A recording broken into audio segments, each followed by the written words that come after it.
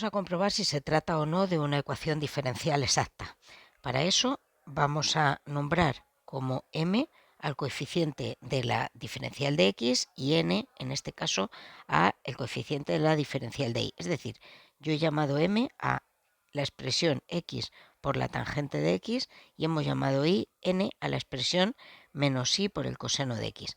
Vamos a comprobar si la derivada de m con respecto a la segunda variable, a la y, coincide con la derivada de la n con respecto a la primera variable, a la x.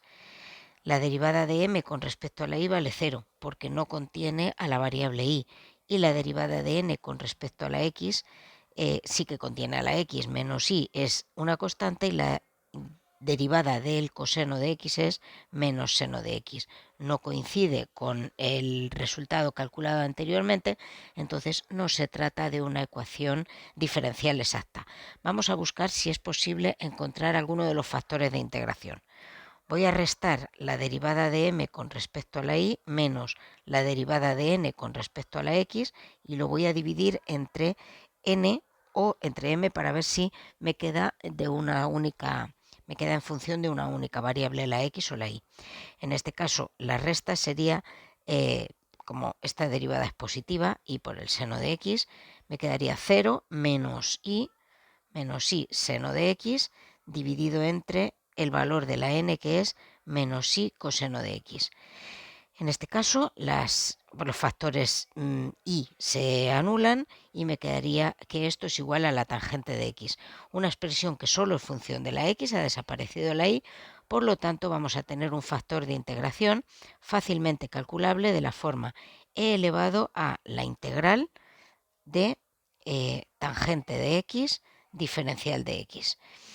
Ese sería el factor de integración que estamos buscando. Voy a expresar la tangente de x como el cociente entre el seno y el coseno de x, seno de x entre coseno de x, diferencial de x, y esto me sugiere una integral de tipo logaritmo neperiano. Solamente me falla el signo porque la derivada del coseno de x es negativa, entonces cambiando de signo dos veces, menos seno de x dividido entre coseno de x, ahora sí es un logaritmo neperiano. Esto es e elevado a menos el logaritmo neperiano del coseno de x, que lo puedo escribir como el coseno de x, logaritmo neperiano del coseno de x elevado a menos 1, y simplificando el logaritmo neperiano con la expresión de la exponencial, esto sería lo mismo que el coseno de x elevado a menos 1, o bien 1 partido por el coseno de x. Este es el factor de integración que yo estaba buscando. Afirmamos que multiplicando toda la ecuación diferencial por 1 partido por coseno de x se convertirá en una ecuación exacta. Entonces voy a escribir x tangente de x multiplicado por 1 partido por el coseno de x, o bien la secante de x, que es lo mismo, menos y coseno de x dividido entre el coseno de x, que se puede simplificar por diferencial de y igual a 0. Y vamos a buscar primero la ecuación general para luego particularizar para unas condiciones iniciales. Esto lo puedo escribir, decía, como tangente de x por la secante de x, diferencial de x, y el segundo de los sumandos me queda de esta manera, simplificado y diferencial de y. Vamos a comprobar, aunque sabemos que tiene que ser así, que esta nueva ecuación diferencial es exacta. Para eso voy a llamar m a esta expresión y n a la expresión menos y. Es verdad que estoy utilizando la misma notación m y n, los mismos nombres que había utilizado anteriormente, pero con un significado distinto. Ya no voy a utilizar en ningún momento de este ejercicio los valores de m y n que había utilizado antes. Entonces retomo la misma letra para llamar a los nuevos valores de m y n, y a partir de aquí, siempre que hable de m y de n, me estaré refiriendo a estas nuevas expresiones. Comprobamos que es exacta porque la derivada de la expresión m con respecto a la y, como no contiene la variable y, sería 0. La derivada de la n con respecto a la x tampoco contiene a la variable x, también sería 0.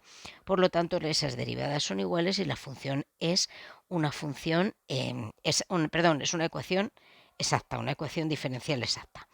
Esto me garantiza que existe una función f de xy de dos variables para las que la derivada de f con respecto a x es lo que hemos llamado m, la derivada de f con respecto a y es el valor de la n, y además, igualando a una constante la función de dos variables, tendríamos la ecuación general de eh, mm, la solución general, perdón, de la ecuación diferencial. Entonces vamos a obtener la función f, o bien con la primera expresión o con la segunda de las que he escrito, voy a utilizar esta. Si la derivada de f con respecto a la x es m, la función f de xy sería la integral de m por diferencial de x. Y esta integral que tengo que calcular es la integral de x por la tangente de x por la secante de x diferencial de x. Llegados a este punto, tengo que hacer un inciso y voy a calcular la derivada de la secante de x. Dentro del cuadro de las derivadas, yo nunca he aprendido la fórmula de la derivada de la secante, porque siempre que la he necesitado, lo he podido deducir en su momento. Entonces, no me la sé. Voy a utilizar una función, voy a hacer aparte eh, una función que se llame secante de x y voy a deducir cuál sería su derivada. Secante de x o 1 partido por coseno de x. La derivada de este cociente tendría en el denominador el coseno de x elevado al cuadrado y en el numerador tiene la derivada de 1, que es 0, multiplicado por el término de abajo sin derivar, 0, menos el primer término sin derivar, 1, por la derivada del coseno de x, que es menos el seno de x. El signo sería positivo y luego lo que tengo aquí en esta expresión, coseno de x por coseno de x, es el producto de la tangente de x por la secante de x. Tangente de x, secante de x, que es muy parecido a la integral que yo tengo que calcular para continuar con la ecuación diferencial. Hecho este inciso, ahora vuelvo a la integral que yo tenía que estábamos calculando, a la integral que estábamos haciendo. Voy a integrar por partes. Esta integral voy a llamar u a la expresión x y voy a llamar diferencial de v a tangente de x, secante de x, diferencial de x, porque ahora ya sé que puedo calcular el valor de la v. Diferencial de u con este cambio sería la diferencial de x, la derivada de x por la diferencial de x, y la v sería la integral de la tangente de x por la secante de x, que es secante de x, como acabamos de comprobar ahí a la derecha. La integral que me queda, entonces, por la fórmula de la integración por partes, sería x por la secante de x menos la integral de secante de x multiplicado por diferencial de x. Esta integral que tengo aquí ahora, requiere también una estrategia un poco particular.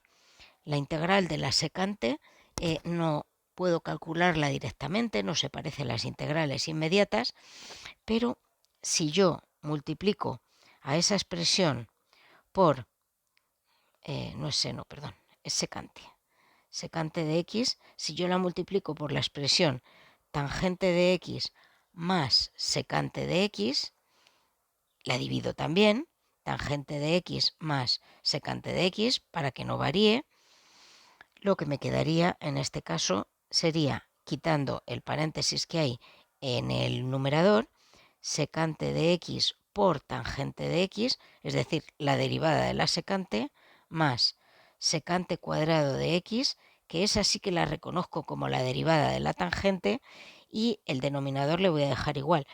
Por comodidad le voy a cambiar el orden a los sumandos, pero eso sería lo mismo. Secante de x más tangente de x. Y ahora es cuando observo que dentro de esa integral tengo una expresión que se integra como el logaritmo neperiano. La derivada de la secante de x es estaba bien. Secante de x por tangente de x, como he comprobado hace un momento, y la derivada de la tangente de x es la secante de x elevado al cuadrado.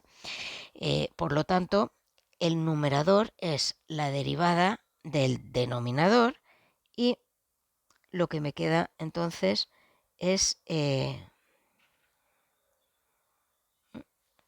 una integral que es el logaritmo neperiano de la expresión que aparece en el denominador, secante de x más tangente de x. Esta sería la función f. Me queda todavía considerar la constante de integración. La función f que yo estaba calculando aquí necesita una constante de integración que no dependa de la x, pero nada me impide que sea una función de la y. Continuamos en la forma habitual ahora. Una vez calculada la función f, le voy a poner el nombre para no perder la perspectiva de lo que estoy calculando. Ahora sabemos que la derivada de esta f con respecto a la primera variable, a la x, tiene que ser igual a lo que nosotros hemos llamado n. Entonces voy a calcular la derivada de f con respecto a x de esta última expresión aquí escrita. Perdón.